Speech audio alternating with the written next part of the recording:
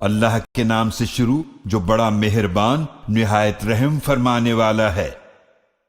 جب سورج لپیٹ دیا جائے گا اور جب ستارے بے نور ہو جائیں گے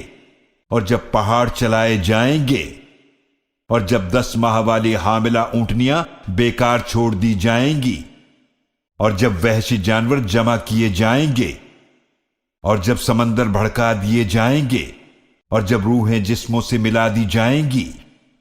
اور جب زندہ دفن کی ہوئی لڑکی سے پوچھا جائے گا کہ وہ کس گناہ کی وجہ سے قتل کی گئی اور جب اعمال نامے کھول دیے جائیں گے اور جب آسمان اپنی جگہ سے کھینچ لیا جائے گا اور جب جہنم بھڑکائی جائے گی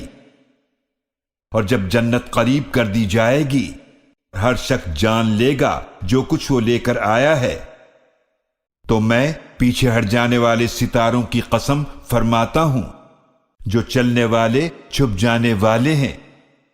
اور قسم ہے رات کی جب وہ جانے لگتی ہے اور صبح کی جب وہ روشن ہوتی ہے۔ یقیناً یہ قرآن بڑی عزت والے فرشتے کا لایا ہوا کلام ہے جو قوت والا ہے اور عرش والے اللہ کے نزدیک بلند مرتبہ والا ہے،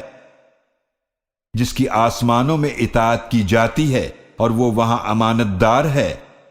اور تمہارے صاحب نبی صلی اللہ علیہ وآلہ وسلم دیوانے نہیں ہیں،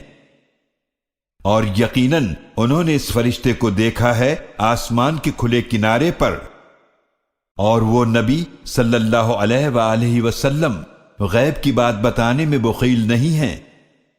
اور یہ قرآن کسی شیطان مردود کا کلام نہیں ہے۔ پھر تم کہاں بھٹکے جا رہے ہو؟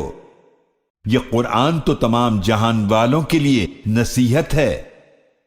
اس شخص کے لیے جو تم میں سے سیدھے راستے پر چلنا چاہے، اور تم صرف وہی چاہ سکتے ہو جو اللہ چاہے جو تمام جہانوں کا رب ہے۔